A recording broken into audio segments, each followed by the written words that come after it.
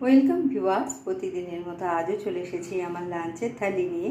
আজকে লাঞ্চে নিয়েছি সাদা ভাত, নিয়েছি বিট ও পেঁয়াজ স্যালাড হিসেবে। প্রথম পাতে খাওয়ার জন্য নিয়েছি উচ্ছে আলু চচ্চড়ি, যেটা আমি রাঁধুনি ফোড়ন দিয়ে নুন হলুদ ও সামান্য মিষ্টি দিয়ে রান্না করেছি। তারপরে নিয়েছি পাঁচমিশালি একটা তরকারি, যেটা মাছের মাথা দিয়ে আমি রান্না করেছি।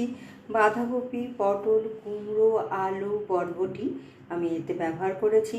মাছের মাথা ও তেলটাকে আগে ভেজে তুলে নিয়ে পাঁচফোড়ন, শুকনো লঙ্কা ও আদা জিরে বাটা দিয়ে আমি তরকারিটা তৈরি করেছি। তারপরে নিয়েছি চিকেন কষা।